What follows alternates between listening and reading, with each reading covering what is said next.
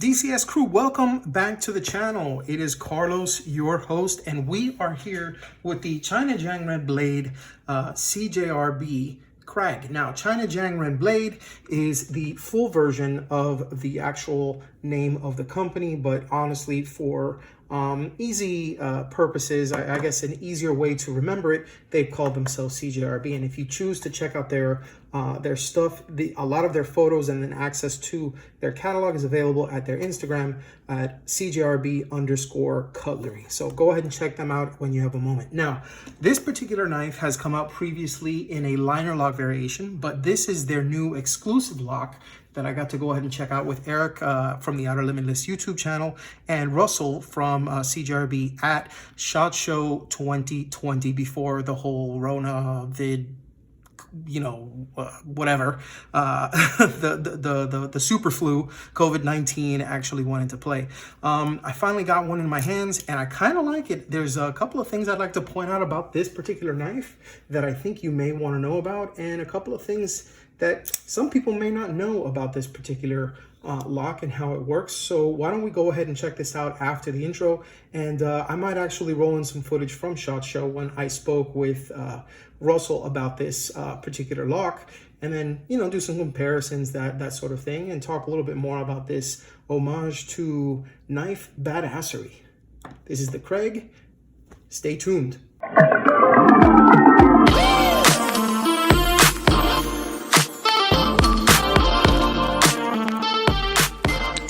What's up, guys? Welcome back. Now, this particular model is one of their three variants. They actually have a G10, they have a micarta variant, which is exclusive to an online knife store, which escapes me right now at the moment, but they have a burlap micarta version, and they have a few colors available in G10.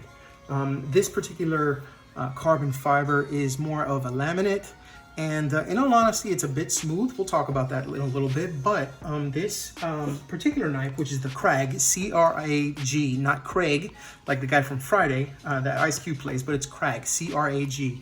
And yeah, I mean, there's a lot to talk about with this particular knife. So there's the liner lock version, and then there's this version, which is the Recoil Lock. The Recoil Lock was actually introduced and put into production by the owner of CJRB. He's a bit of a knife designer as well. He has a lot of intuitive knife ideas, and he figured that he wanted to put something onto the market exclusive as of right now for their brand that would allow their knives to be ambidextrous and allow you to be able to go ahead and actuate the shutting of the knife without actually putting your hands in the way of the blade. Now, the biggest issue with frame and liner locks is that you have to go ahead and actuate it here, and when it falls down, if you're not careful, it can just fall onto your finger and then cause some cuts and that sort of thing, making them not very safe.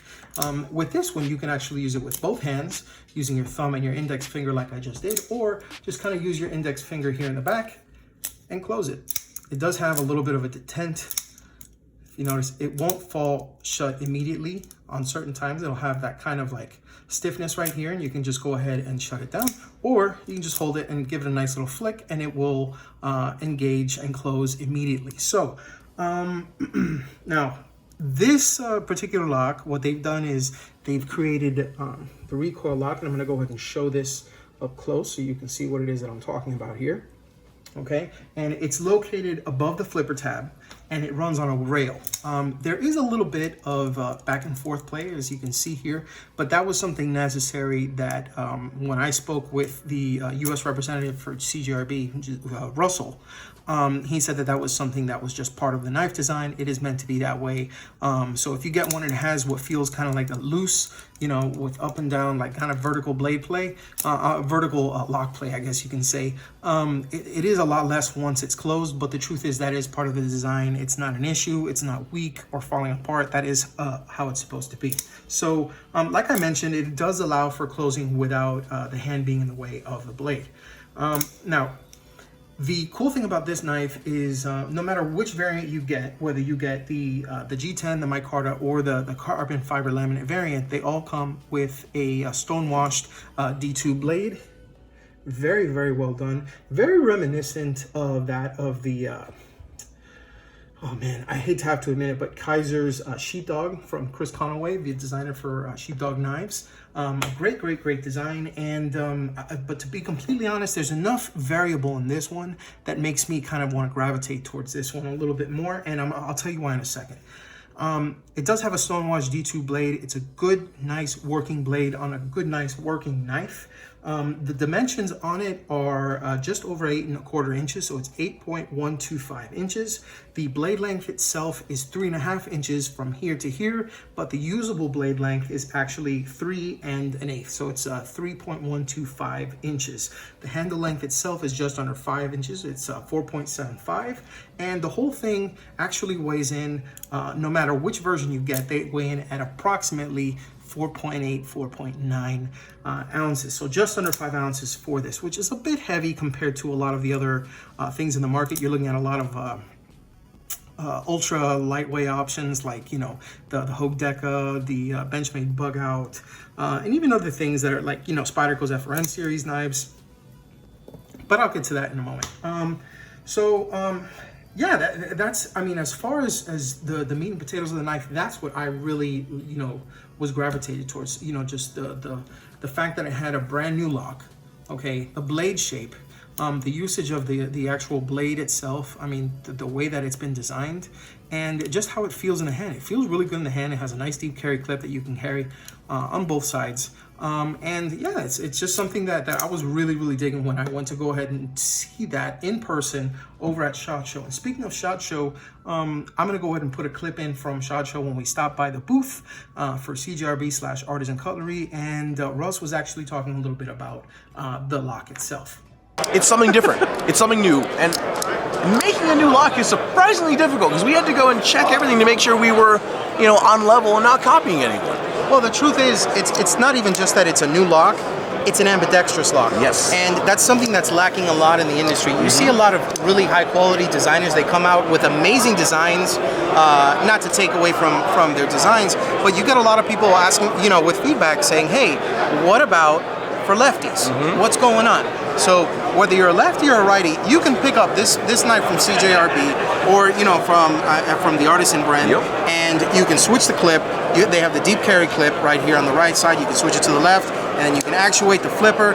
You can actually use this lock in the back, and no matter whether you're left-handed or right-handed or ambidextrous, this is a knife that is potentially for you with one of their new prototype locks. I think that this is a really, you know, forward-thinking design. It's not easy to come up with something like this and be like, wow, this is going to be the new forefront. And I think it's going to happen. I think that this is going to be, I think that this is really going to be something. I hope people love it because it's just so damn unique. I mean, it's like the action is familiar to people. Like the way that you're opening and closing the knife is familiar. But the way this is done, especially with this one where it's a pass-through with a flipper, like, that's so cool. The fact that you can actually do this from the top is so different. Now, there we go, that's maybe you had touched on this before. Who was responsible for the design on this? That would be the CEO of the company. So the CEO of Artisan Cutlery was the one that designed this? Yes, he is. Wow, okay. Not bad. I got to tip my hat off to him. Okay. The boss is a knife guy. He is a knife maker. He's a knife designer. That's why he started this company, because he wanted to showcase his stuff. Okay, so now that we got that bit out of the way, let's go ahead and do a quick comparison with some other knives that are here. Here I have the CJRB Centros, another awesome design from Dylan Mallory. We have the USA-made Spyderco Para 3. There we go. See if I can line that up right there. Okay. We have the Kershaw, the USA-made Kershaw Launch 11 in CPM 154 steel. Awesome little auto, by the way. We have the Bestech Delta. This is a new one that has come in from Poltergeist Works. Really cool design. Great designer, by the way. Also from Bestech Knives that's doing this. Great design. S35 yen and awesome blade shape, by the way. The SOG Terminus XR. That is in BDZ1 steel. They do have the S35 yen variants as well as D2 if you're looking for something like that. But this is the first version of it that came out. And last but not least, from Kim Ning's Concept Knives, this is the Concept Sprite. S35 yen, Chinese made. Really good blade shape. Nice stuff. Also with a little bit of carbon fiber. Okay, so now that we got that out of the way, let's talk a little bit about the pros and the cons. And you may have heard this before when I just started talking about it, but I will go ahead and kind of bullet point this for you. So first pro, it has a deep carry clip. Now, the thing about this particular deep carry clip is that this is one that fits with a lot of their other designs. You're gonna see that on other designs such as the Centros. It is the exact same clip, okay? And I like the fact that, I mean, you can put it on the left or right hand side. And with this lock, it does make it a completely ambidextrous knife. So this is a great option for somebody who wants something a little bit more durable, something, you know, fresh, something new that has the ability to be ambidextrous. Usually what they will do is when, and this is just as a point of I guess it's a fact in knife companies. They know that there's a smaller percentage of people with left hands, left-handed people than a percentage of people that are predominantly right-handed. So what they do is they market a lot of their knives towards the right-handed market. You'll see a lot of liner locks, you'll see a lot of frame locks, you'll see a lot of other types of locks for people to employ, deploy and close that are right-handed. So the left-handed market, unless you have something that's specifically designed for the left hand, you have to go with something that's ambidextrous. In this particular case, they did have a liner lock version of this, which I don't have right now, but since they've come out with this recoil lock and they have the ability to go ahead and switch the pocket clip from one side to the other, you now have a fully ambidextrous knife. So you're gonna get the same type of usage and quality translated directly from predominantly right-handed users to predominantly left-hand users. So the southpaws can rejoice because of the fact that this is available and marketed with them in mind as well. So I thought that was pretty cool. And if you don't like the carbon fiber laminate, which between you and I, that is not really something that I really liked in this one. They have the Burlap Micarta exclusive for one of the online live retailers. If you go ahead and check it out, you can Google that and it would be available as of the date of this particular video, or several different colors. They have a green, they have a black, and I think there are two other colors. I may be wrong, gray in G10. Okay, so that is an awesome opportunity to have with the value of choice. Aside from that, any of these variants that you pick out, they're going to range anywhere between the early 30s to just under $40. So you're paying $40 for this particular knife with the updated lock. So whether it's the liner or the recoil lock version, you're going to be paying about $39.95 market value, or I think at the cheapest I saw it was like $32, $33, which is a steal for the stuff that you're getting. And I didn't mean to go ahead and say steal for steal, but it's kind of ironic that I said that. So no pun intended. Now, another thing that I liked is the fact that it has this choil here. Now, I'm going to tell you, right off the back that this is a sharpening choil, but it can also be used as a finger choil. As long as you keep your finger here towards the back right here, which is just like the portion of the flipper that just sticks out here, you're able to go ahead and get a nice purchase on that choil and really work in with pressure to be able to use this for skinning, for just working on wood and that sort of thing. It is a good opportunity to use that. Okay, and the useful cleaver style blade in this, I mean, it's you get a nice user here and user grade steel. D2 is a tool steel, and the reason why they say tool steel is because it's something that's meant to be able to go ahead and put in work for quite some time. It is semi-stainless, so it's going to be a lot better with regards to resistance to corrosion as, say, a carbon steel. It is also going to last a lot longer on the edge than a lot of stainless and carbon steel blades. The only thing is, remember, D2 is not a completely stainless steel. So if you sweat a lot, if you happen to work in places where you're going to get a lot of stuff and gunk, stuck into the knife, well, use a good lube, a cleaner, and a protectant.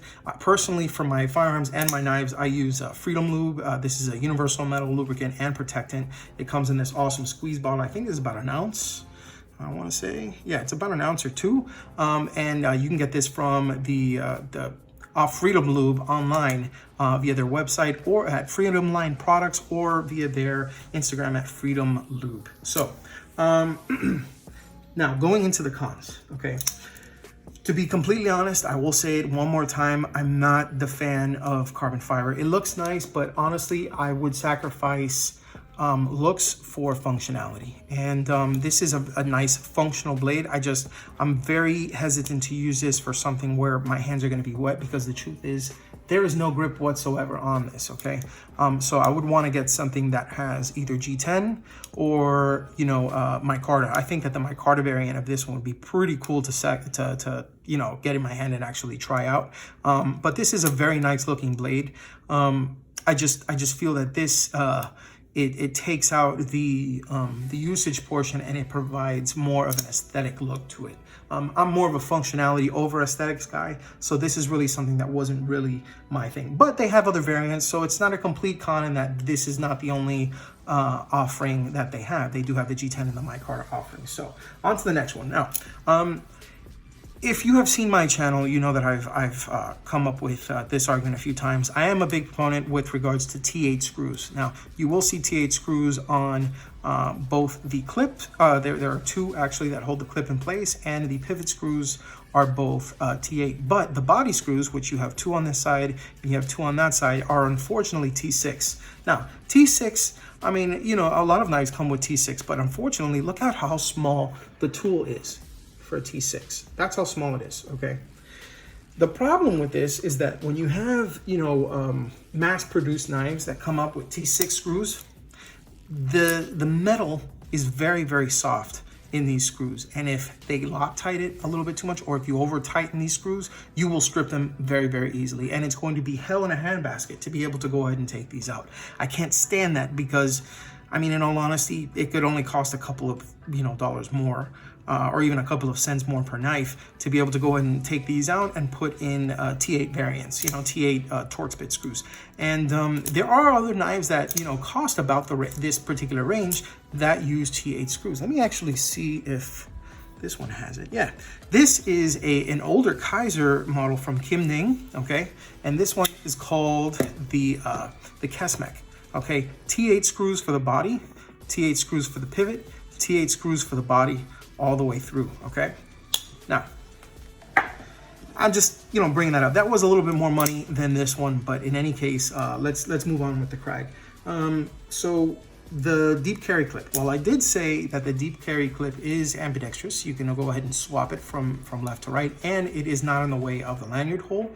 I'm not the biggest fan of the lanyard hole, and the screw and the deep carry pocket clip sit proud of the handle scales, okay? I would have loved to have seen them have like a cutout like they've done with some other knives. Have they done that with the Centrals? No, the Central suffers from the same thing, unfortunately, okay? But there are other knives that I have seen that actually have the deep carry clip with the screws that are basically not proud of the scale that they are actually dug into, and there's like a notch kind of like that's kind of dug into, machined into the G10, and it allows them to sit very nice and flush with the G10 scales either side, so that when you put it in your pocket, you don't have that space right here that comes into contact with your pants, okay? And aside from that, you're also going to have the screws themselves, which in this case, as a plus, they are flat screws. They aren't rounded screws like these. So if they just had that one little, machining to be able to go ahead and add a notch in here, it would be perfect, because they have the right screws. And, but that's just the thing with me. And aside from that, this has always been a pet peeve of mine, and I know that they're really doing this more for, it could be that they're cutting costs by just issuing it here with this kind of satin, this nice shiny clip. I find absolutely no value in having a deep carry clip, but having it so bright that it reflects light off of everything, and it shines. You're gonna see the knife. If you have a deep carry clip, it's meant to keep your knife deep in the pocket, but why are you gonna have a nice gaudy, kind of shiny clip on there? What you wanna do is you wanna have a black clip, or you wanna have a sandblasted or even a bead blasted clip, or a stonewash clip, to be able to go ahead and keep this from, showing off to any passerby who, like, let's say, for example, you're going to carry in New York. I'm not going to sit here and tell you should carry a knife while you're in New York because of their draconian knife laws, but there are people that do, and they have to put their knife completely in the pocket. If you have a dull clip or you have a black clip, it's going to be a lot easier for people not to see the knife, as opposed to if you have it clipped to your pants and it's a deep carry clip, to be able to conceal it. but it's satin, or, you know, not even satin, but polished like this is going to show off, and there's no reason for that. That's why I, you know, applaud companies like Benchmade who give offerings like this particular clip, which it's got like a parkerized finish to it. It's one that I've been using for years, but the truth is I can slip this into my pocket if it's nice and deep like this, but you're less likely to see this than you are to see a very nice shiny clip that's going to reflect light from, you know, from different sources. And the last thing I could say that is a bit of a con, but it's more like constructive criticism, is the fact that this weighs almost 5 ounces, 4.88 ounces, okay? That is a little more than, you know, a quarter of a pound, okay? So it's breaking just under 5 ounces. Now, they could have lightened it up a bit if they would have gone ahead, and let me see if I can get my Olight here. If they would have skeletonized the liners. As you can see on both sides, the only cutouts are for the lock itself and for the knife itself. Unfortunately, there are no other areas in the knife that have been skeletonized.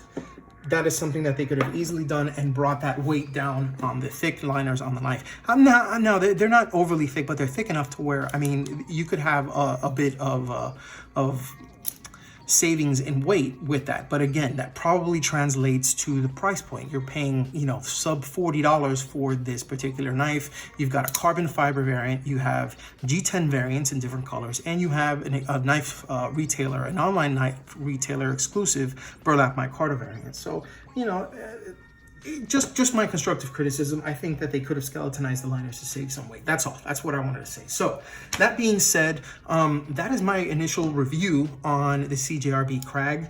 I call it Crag, like the guy from Friday, you know, the guy Ice Cube played. And I really like this knife, and I like the lock. I think that the lock is really cool. It has the jimping both on the front side, so you can actually actuate it with your index finger, or on the sides. It actually has one here on the side and the other here on the side. You can actuate it and run it like that. I think it's a really cool design. It's been executed very well. This may not be the variant for me, but this is definitely a knife that I would consider if I was wearing jeans and I wanted to go somewhere that I knew I was going to put some work in, and I would feel good with this blade in my hand. Because even if you tried to go ahead and you know, actuate the lock on purpose, you know, or purposefully, or even negligently, if it's going to go ahead and actuate, it's not going to move because my finger is right here under where the flipper tab is.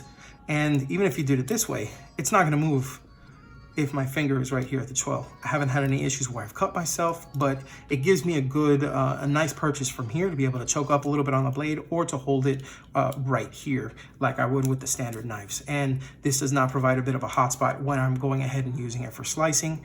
I think the blade itself is awesome. It could be used for food prep. It could be used for just daily EDC tasks, and it'll cut the hell out of some freaking, you know, mail, cardboard boxes, you name it. This will actually serve you really well. It actually grinds to a nice thin tip. It is a flat grind, but it is not a completely full flat grind because of the fact that you do have this up here. As you can see, both the flats and the grind are stone washed. It has a nice swedge that starts off small and completely goes all the way to the end, getting slightly larger as you get towards the front of the top portion of the blade. I think that's a really, really badass look. It gives it a nice "don't mess with me or I'm gonna F you up" kind of look.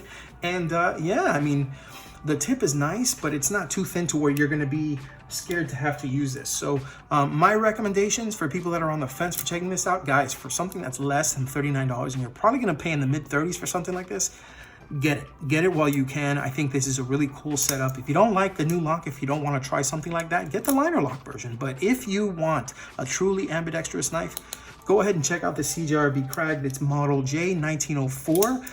This is the J1904R in carbon fiber. So that said, that is my review on this awesome flipper knife. If you have any questions, feel free to go ahead and reach out to me via dailycarrysolutions.com. There is a contact me page there where you can send me a personal email, and I will and do answer my emails on a daily basis as quickly as I possibly can, because I love you guys. You guys are awesome. Keep hitting that like button. Keep hitting subscribe if you're new to this page. Go ahead and check out some of my playlists or previous videos. And as always, just remember, guys, whether you run, you know, a CJRB knife, whether you run something from concept, maybe you have an American knife like the Kershaw Launch 11. Just remember, if you EDC, think of DCS. You guys have been great. I'll see you next time. But in the meantime, this is going back in the pocket because I have some work for it to do. So take it easy, guys. Peace.